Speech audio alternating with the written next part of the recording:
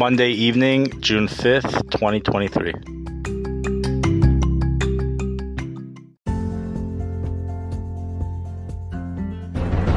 You are listening to Weather with Enthusiasm.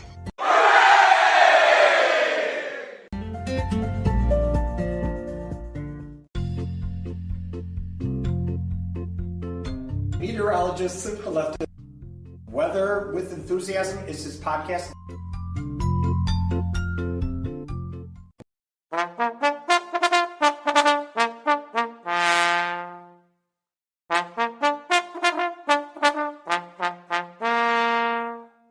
Podcast edition.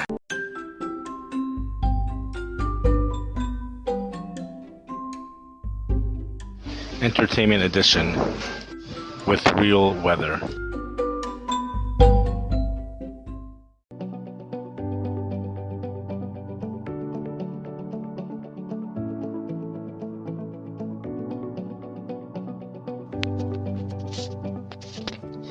It is always an inspiration to watch how the summer heat spreads across the northern hemisphere. This summer is certainly no exception. It starts really in June. Many years starts in May. This year it started in May. The inspiration is just that it's just an awesome design, our planet Earth with the sun. Hashem made this world. One would think that as the sun gets weaker in the northern hemisphere, the further north you go, the less solar insolation there would be. One would think that, therefore, summer will always be hotter, much hotter down south than it would be up north. While that's true when you add up the summer all in all, but for the month of June, the temperature is totally disproportional, big time, in regards to how much the increase is from beginning to end up north. It's just totally amazing. We have temperatures expected to go well into the 90s in two parts of the world, well up north. Holy cow! Between 55 and 60 degrees north latitude. In fact, by Friday in Canada, even 61 degrees north latitude, pushing 62 degrees north latitude, Indian Cabins, Canada, and areas around there, Fort Simpson, places around there, a lot of different other forts way up there. Temperatures both Friday and Saturday, upper 80s to lower or even mid 90s in some spots. Oh my gosh. Listen to the crowd! Listen to the crowd! This is due to the very intense solar insolation this time of the year.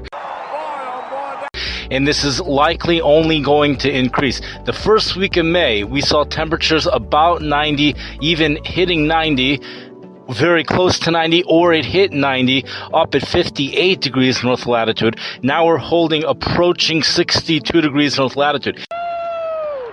That's here over in the Canadian area, right above the Midwest. It's actually more above the Pacific Northwest. Going out into the other part of the world, up in Russia, we have over there temperatures going into the low hundreds for the next 3 days, around 55 degrees north latitude, but temperatures remaining in the low 90s, up to 59 degrees north latitude. So we don't quite see the 90-degree heat making it past 60 degrees north latitude. At least I wasn't able to detect it. That's something immediate right now in the 55 degrees north latitude. We have, for the past several days already, we've been seeing temperatures in the mid and upper 90s. These names of the cities are very difficult to pronounce. I did pronounce them on a YouTube video that I made, which is totally different than an episode in Weather with Enthusiasm, at least the ones which are not connected to the episode. Weird. But we have that type of weather going on in the Russian area and places next to there, as is usual for this time of the year. Despite the fact it's usual, records usually are broken or become very close to breaking the records due to the fact that it doesn't always take place on the same dates. Temperatures are likely going to go even hotter, as we've mentioned, within the next couple of weeks. As we head especially into the last week of June, it's always the question is, when will the 90s make it into the Arctic? The Arctic is 66, 67 degrees north latitude. Yes!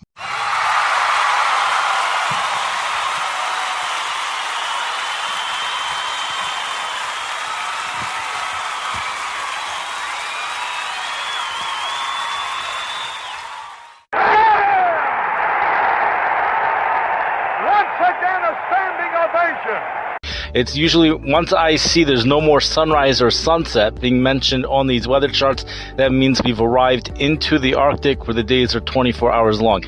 These places have about 20 hours of daylight right now, the places that we've mentioned, which are going to have those temperatures going into the 90s.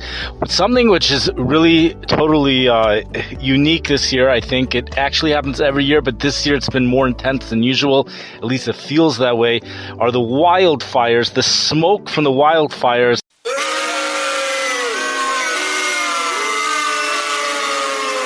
that's in Canada, that's making its way in all directions. We have air masses moving back and forth. Sometimes they're moving west, sometimes they're moving east, and the smoke has spread from all directions into the United States.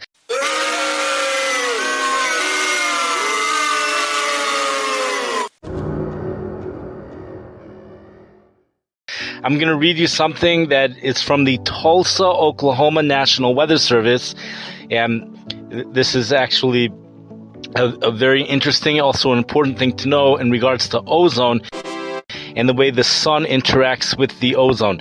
So we have an ozone alert in effect for Tulsa, Oklahoma, along with every city I've looked at in the U.S., and then we have much stronger than alert up in Canada. Oh my gosh. The visibility is actually going way down, and in Canada they're encouraging people to work indoors and to buy special filters and even to wear an N95 mask if you have to be outside. Visibility at times will be sharply reduced due to the smoke. The Oklahoma Department of Environmental Quality has issued an ozone alert for Tuesday for the Tulsa metropolitan area. An ozone alert means that conditions are favorable for the buildup of ozone near the ground to an unhealthy level. When winds are light, the vapors from fuels such as gasoline, exhaust from engines, and air pollution from industrial activities remain trapped near the ground.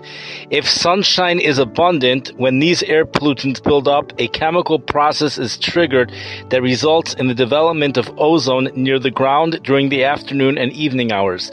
While ozone in the upper levels of the atmosphere is beneficial in screening the sun's radiation, it is harmful near the ground.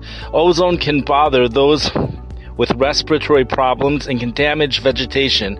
A few simple measures can be taken to help keep the ozone levels from becoming unhealthy.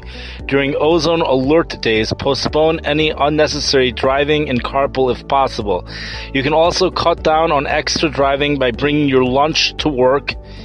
If you must refuel your vehicle, do it in the evening after the sun goes down. Postpone your fueling to another day.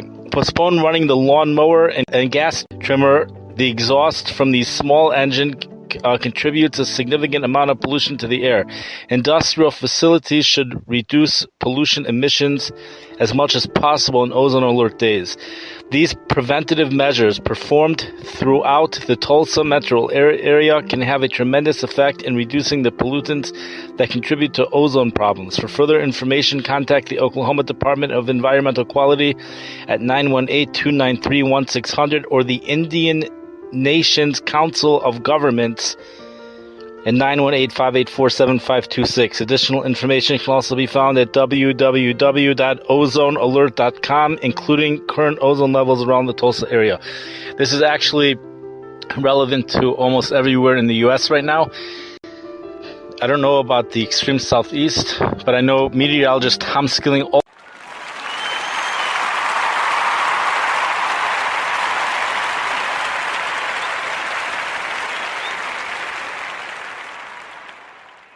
also spoke about this the other day on the Chicago station. WGN in regards to the effect that the sun has, how it makes it more dangerous when the sun is out. The smoke from the wildfires in Canada will be causing a reduction in temperatures in many locations by about a degree or two because the smoke does filter out the sun.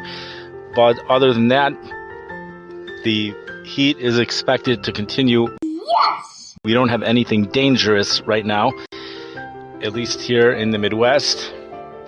And even up in Canada, maybe it is slightly dangerous for people who are not used to it. The local Chicago weather, we have a cold wind coming in off of Lake Michigan for the next 2 days, for Tuesday, Wednesday, a little bit of Thursday as well.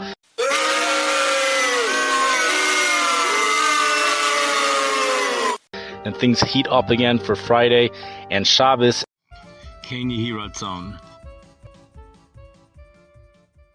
And then colder air, at least the European computer model has warm air over our area for Shabbos.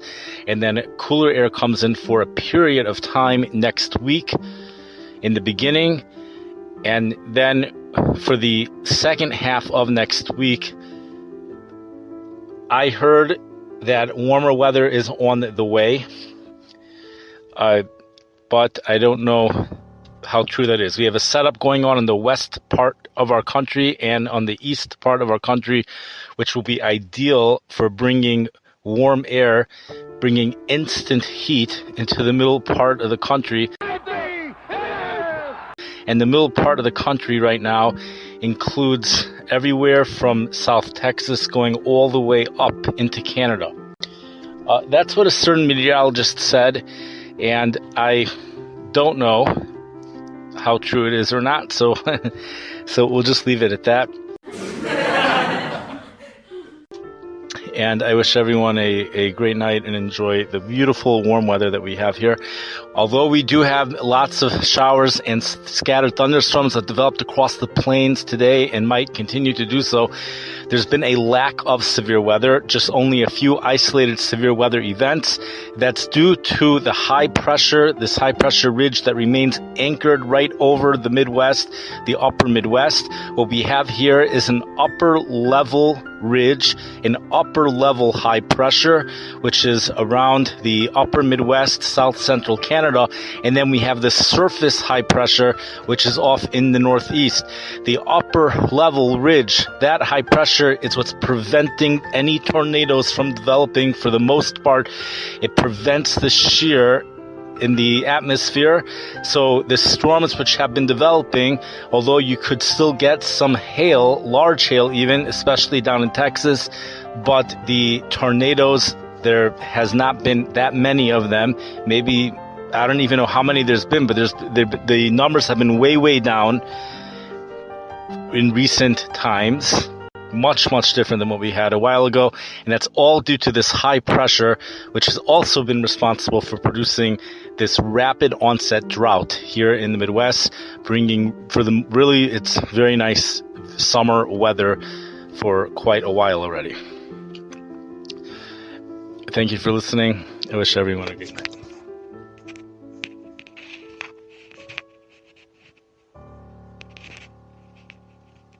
I thank you, Hashem. I praise you, Hashem. I thank you for now. I thank you for then. For all that will be, I say, Moide Ani. I thank you and I praise you, Hashem. One more.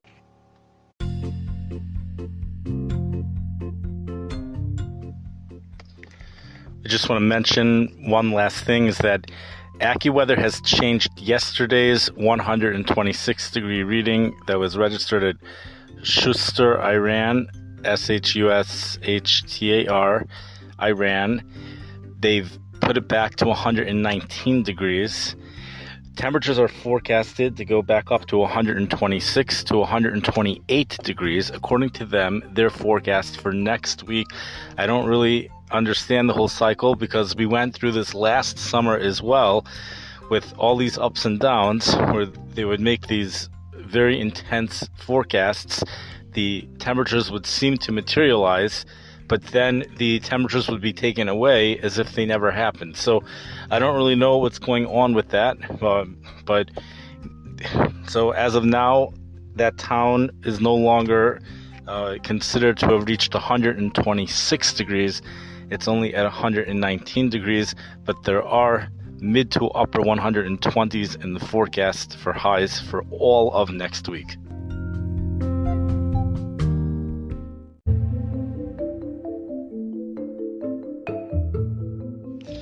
This screenshot shows forecasted temperatures of 90 degrees right along the Arctic Circle, or just to the south.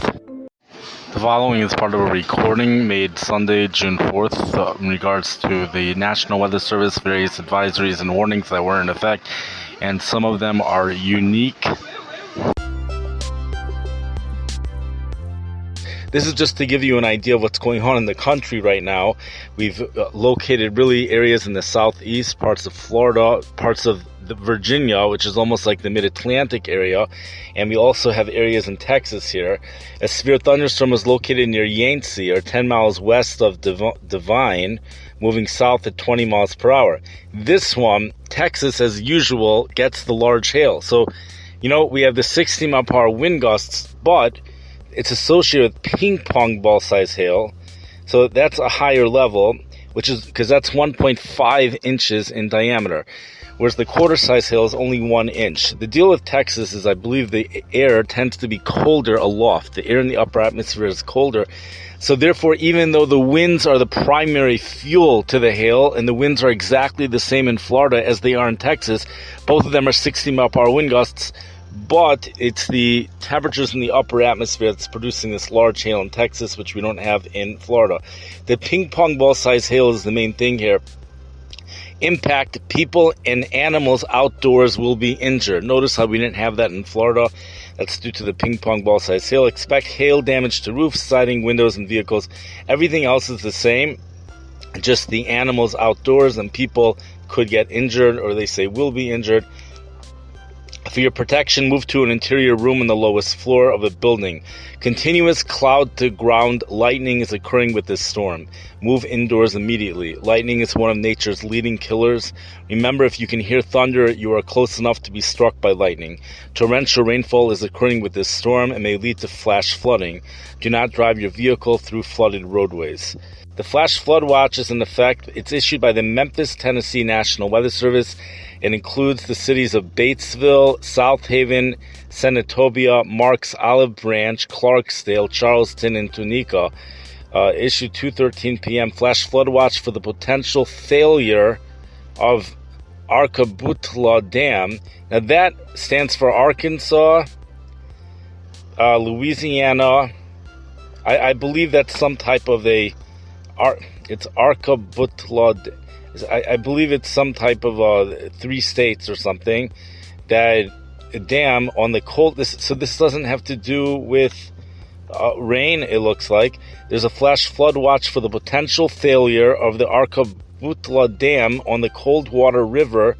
That remains in effect through Saturday afternoon. So this is what might happen. Flash flooding caused by a potential dam or levee failure continues to be possible on this dam on the Coldwater River. This is for a portion of North Mississippi, including the following counties: Coahoma, Coahoma, DeSoto, Desoto, Panola, Panola, Quitman, Tallahatchie, Tallahatchie, Tate, and Tenuca. This is through Saturday afternoon. Dam failure may result in flash flooding of low-lying areas below the dam. Additional information relayed by the U.S. Army Corps of Engineers. You can find it at www.weather.gov/safety/flood. It says you should monitor later forecasts and be prepared to take action should flash flood warnings be issued. Dam safety experts with state and local emergency services are monitoring the dam and will issue a public statement as conditions warrant. Plan now so you will know what to do in an emergency. Keep informed by listening to local radio and television for statements and possible warnings. Follow the advice of public safety officials. We have a National Weather Service in Idaho that has a flash flood watch also for the potential of a failure of a dam of the of the Portneuf Dam spillway on Chesterfield Reservoir on the Portneuf River, and that remains in effect through Monday afternoon. The cities affected are Henry, Downey, Bone, Lava, Hot Springs, Grace, McCammon, Soda Springs, and Income. This is flash flooding caused by a potential spillway failure is possible at the Portneuf Dam on Chesterfield Reservoir. This is again for a portion of southeast Idaho, including along the Portneuf River downstream of Chesterfield Reservoir through Pebble and along Old Highway 30 south to Lava Hot Springs and downstream to McCammon. This is again through Monday afternoon. Failure of the spillway may result in flash flooding of low-lying areas below the dam. This includes areas that are already experiencing flooding along the Portneuf River. People should monitor later forecasts and be prepared to take action should flash flooding warnings be issued. Plan now, that's in capital letters, so you will know what to do in an emergency. Officials remain on site closely monitoring the situation. Please follow the Caribou County Sheriff's Office on social media and consider signing up for the Caribou County Alert Sense for the latest information. A very interesting watches over here, which is not really connected to the weather. We have a flood warning, which is in effect for some locations, and we also have a coastal flood warning. The flood warning was issued by Reno, Nevada. This is because of snowmelt and increased reservoir releases will keep river flows along the East Walker high with moderate flooding ongoing. And caution is urged when walking near the riverbanks. There also may be significant debris in the river channel. Turn around and don't drown when encountering flooded roads. Most flood deaths occur in vehicles. Additional information is available at www.weather.gov, and the next statement will be issued Monday afternoon at 4 o'clock p.m. Pacific Daylight Time. The flood warning remains in effect until further notice, so there is no expiration to this. Minor flooding is occurring and will continue. This is for the East Walker River above the Stroh-Snyder Ditch near Mason, and it's until further notice. And the impacts at 9.5 feet, moderate to major flooding in reach. East Walker Road and other low rural roads likely closed at lowest points. Here's some additional details. At 1 o'clock p.m. Pacific Daylight Time on Sunday, the stage was 9.4 feet. Recent activity, the maximum river stage in the 24 hours ending at 1 o'clock p.m. Pacific Daylight Time Sunday was 9.4 feet. The river is expected to remain steady above flood stage at 9.4 feet. Flood stage is 8 feet. Flood history, this crest compares to a previous crest of 9.3 feet on December 24th, 1955. We also have the Amarillo, Texas. They've issued a flood warning in effect until 5 o'clock p.m. Friday, Central Daylight Time. This is flooding caused by excessive rainfall. Finally, something which is connected to weather. Rainfall continues. This is for a portion of the panhandle of Texas, including the following counties: Deaf Smith, Oldham, Potter, and Randhill, until 5 o'clock p.m. Central Daylight Time. Flooding of rivers, creeks, streams, and other low-lying and flood-prone locations is imminent or occurring. Numerous roads remain closed due to flooding. Here's some additional details. At 3:20 p.m. Central Daylight Time, Doppler radar indicated heavy rain due to thunderstorms. Flooding is already occurring in the warned area. Additional rainfall amounts of 1 to 2 inches are possible in the warned area. Some locations that will experience flooding include Amarillo. This is considered the southern high plains, by the way. Hereford Canyon, Lake Tanglewood, Mascalero Park, Umbarger, Bushland, Buffalo Lake, Dawn, Palo Duro Canyon, and Timber Creek Canyon. Turn around, don't drown when encountering flooded roads. Most flood deaths occur in automobiles, and in hilly terrain, there are hundreds of low water crossings which are potentially dangerous in heavy rain. Do not attempt to cross flooded roads. Find an alternate route. Please report observed flooding to local emergency services or law enforcement and request they pass this information to the National Weather Service when you can do so safely. Okay, Reno, Nevada issues some more flood warnings. They say mild temperatures and reservoir management will lead to continued snowmelt and subsequent flooding along the main stem of the Walker Rivers. Impacts will likely be prolonged, so follow advice from your local officials. And It says even 6 inches of fast-moving floodwater can knock you off your feet, and a depth of 2 feet will float your car. This is good stuff to know in general. Never try to walk, swim, or drive through such swift water. If you come upon floodwater, stop, turn around, and go another way. Caution is urged when walking near riverbanks. Additional information is available at www.cnrfc.noaa.gov. The next statement will be issued Monday afternoon at 4 o'clock p.m. Pacific Daylight Time. We have a flood warning remains in effect until further notice for moderate flooding, which is occurring and will continue for Walker River near Mason at Snyder Lane.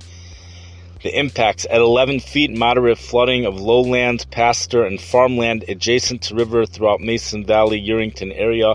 Several rural and some secondary public roads flood, yards and basements of lowest homes adjacent to the river in Mason and Yerington begin flooding. Preventative sandbagging is necessary. Possible damage to irrigation structures and levees. At 11.3 feet, moderate flooding of lowlands to farm and pasture lands throughout the Mason Valley, Yerington area. Some low structures adjacent to river begin to flood. Several secondary and some primary roads flood.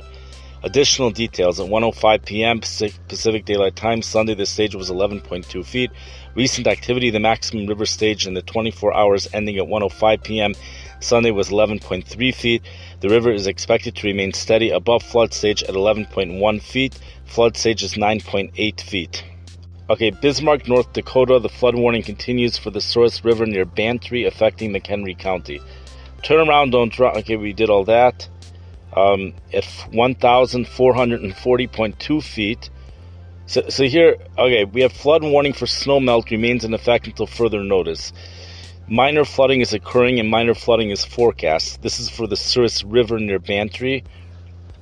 So this river is pretty deep. At 1,440.2 feet, water begins crossing the road several hundred feet to the left of the bridge.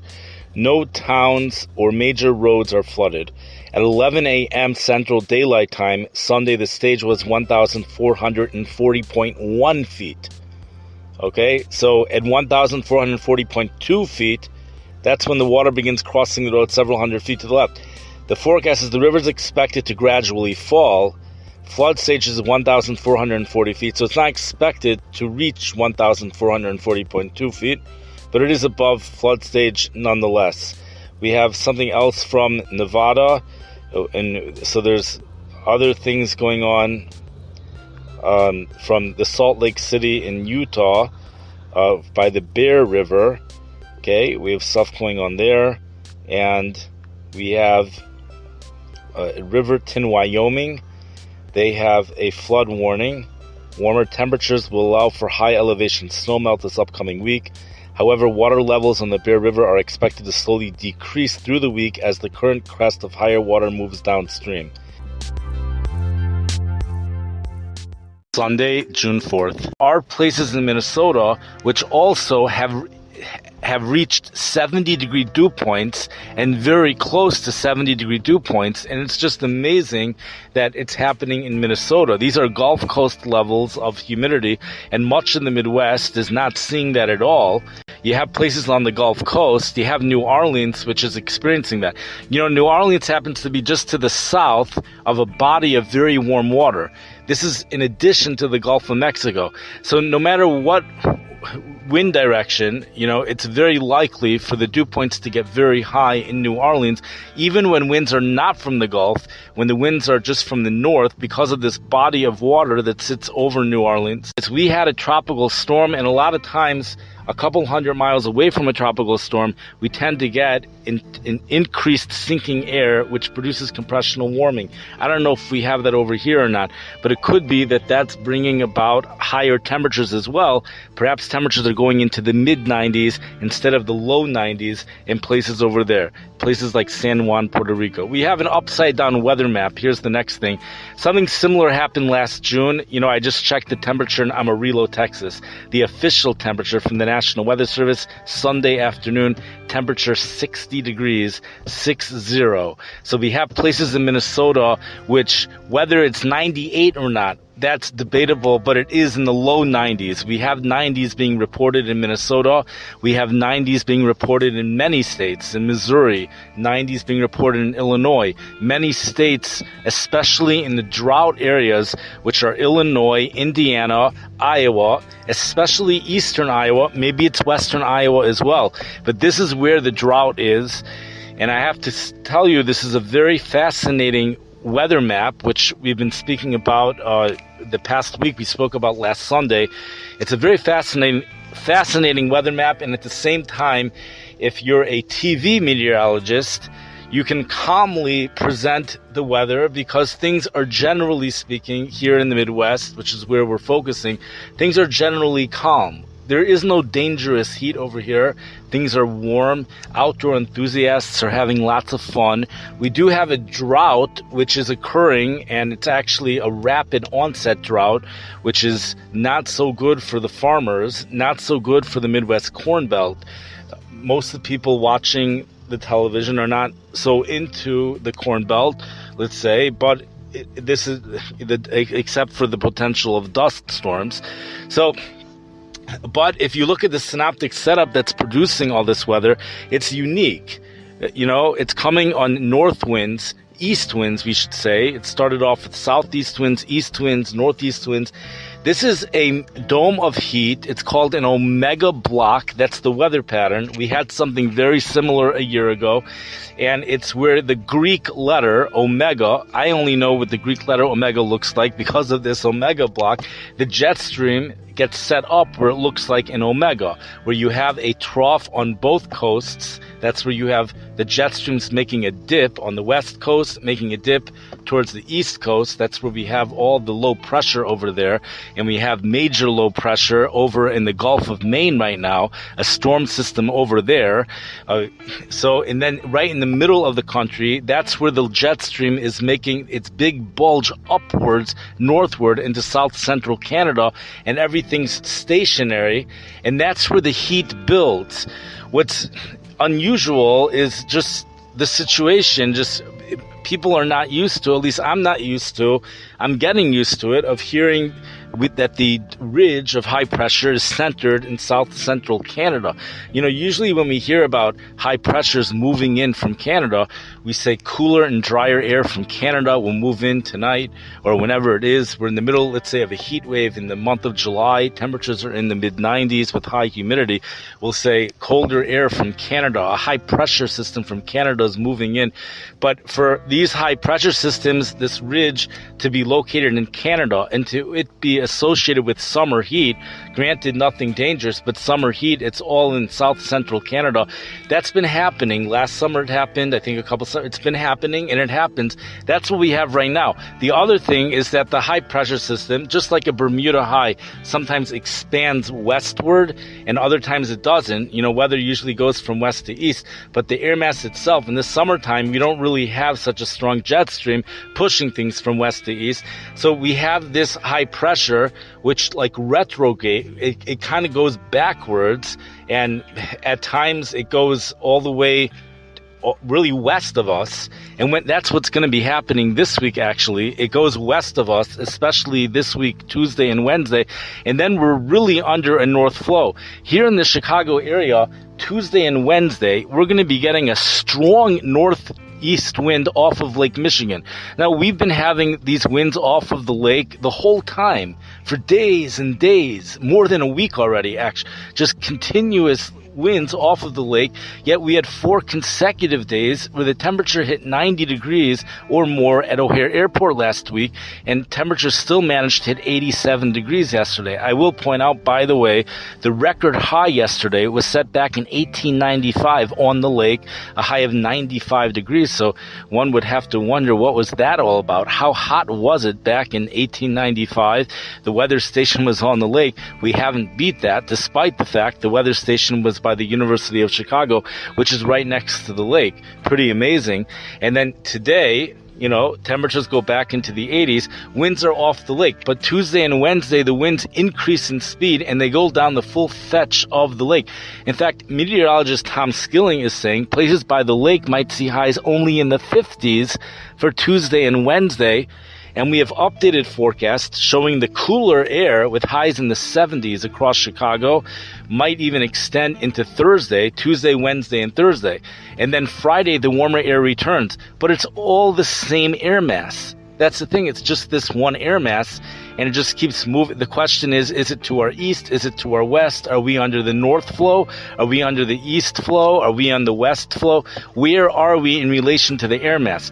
I think the danger of this is the fact that we have wildfire smoke, which is building in Ontario, and it actually is making its way solidly into central Wisconsin, and even places further south than that, it's making its way into the Chicago area as well. And if we stay under the same air mass, so then this, we have these air quality alert days, which have been continuous. It's continuous days, a number of days for many cities, an air quality alert, and I assume that's just going to continue because we're under the same air mass. That's what we're dealing with over here. But we have a slight chance for rain Monday night, only a slight chance. Really, it's ideal drought conditions continue for the week, pretty much. We have an extreme drought. We already have, on a scale of 1 to 5, it's a 5 for places in Illinois, western Illinois. That's where we've also been seeing some serious heat with temperatures in the mid-90s, probably a few upper 90s as well. And that's because the sun is super efficient at heating dry ground and the dry air. The sun heats the ground and the ground heats the air. And as we know, we've already seen one dust storm, shockingly, back on May 1st, and one would think if this drought continues, we would see an increase in dust storms, but hopefully we won't see that. And here in the Midwest, by the Midwest Corn Belt, we've covered a lot, but really there's some brutal stuff that we have not covered. In a certain way, it's the most amazing, and that's as you head up to 60 degrees north latitude in Russia. Temperatures yesterday, now again, this is from an AccuWeather. An AccuWeather weather station reports the high today was 98 in a town called, it's a 4-letter, I'm going to get the town soon, but it was 98 today, 101 yesterday. So, but even if you forget about the AccuWeather or wherever they're getting their information from, if you go straight to the airport, so it still was very hot. It still made it into the mid-90s today and up to 99 yesterday. And there's only 2 airports around there for many, many cities. Therefore, the official readings for a bunch of cities are exactly the same. So I would tend to go with wherever these weather stations are going into AccuWeather. However they're getting their information, it's more localized. So in a certain way, they're getting more accurate information. But it's just amazing, these places which are so far up north. We're going to look at it. I'm going to look at, I have a way of, let's see what we say over here. Okay, so here's some of the, where do we have it?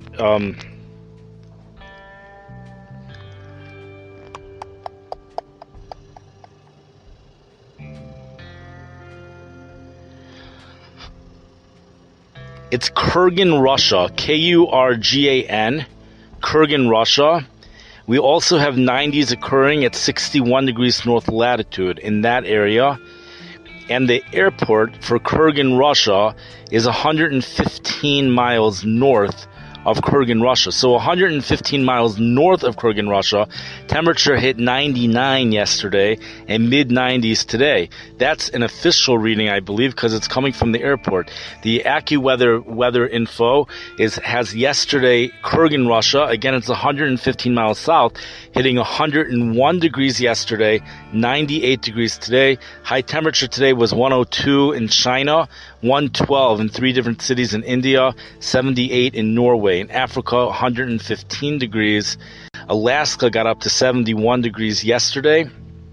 The 70-degree dew points was in Moorhead, Minnesota, Moorehead, and the Quad City Airport is where we're dealing with the serious heat around here. And Hector Airport is where we've seen several days of 90s. In fact, all over around here, we've seen 4 consecutive days in the 90s. Midway only got 3 consecutive days in the 90s. Here's some of the really hot weather that's going on in this world. Turbat, Pakistan, Torbat, Pakistan, today was 121 degrees. Alamora, Iraq, 122 degrees. I know earlier today there was 3 inches of rain that fell in portions in the southern parts of this country, and they were expecting an additional 3 inches, which was something very intense. And we also have some computer models showing that 90s are headed towards the Arctic in northern Canada in about 2 weeks. We'll have to see what becomes of that. And we have the Solar Insolation Club, the June Arctic Solar Insolation Fan Club could be getting very excited right now as we see the hot air develop in the month of June. It tends to make at least a quick visit to the Arctic. It's been doing this every year. I don't know how long it's been going on for, maybe just the past few years, maybe longer. I remember as a kid, temperatures going into the mid-90s in portions of Alaska, and we've been seeing it. So, and we're already getting it pretty far up north already as of now. I wish everyone a wonderful week. Have a great day. And again, for the local Chicago area, we're dealing with warm temperatures for Monday. It becomes cooler Tuesday, Wednesday, and Thursday. Things warm up again Friday. I wish everyone a great week and enjoy the wonderful weather that we have here in the Midwest.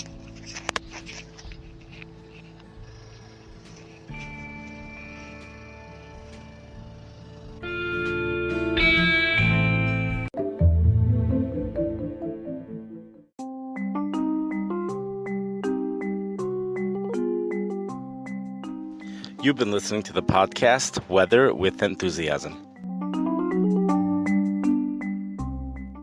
Following is a winter storm watch in effect from the Omaha, Nebraska National Weather Service. Several additional feet of snow is expected by Monday morning. People were reporting frost quakes. These are earthquake-like tremors. We have a powerhouse typhoon which has developed off in the Pacific Ocean. A big shockaroo to many of you. We have parts of the world that are so hot right now. Temperatures are expected to go into the low 130s. Recorded temperatures during heat bursts have reached well above 104 degrees. It's a rare atmospheric phenomenon. We're going from one extreme to the next extreme. Feet of snow are falling in Japan. Oh my gosh. Just Google weather with enthusiasm and they're all gonna come up. For thunder and for lightning and the rainbow in the sky. For mountains and for oceans or a river running by.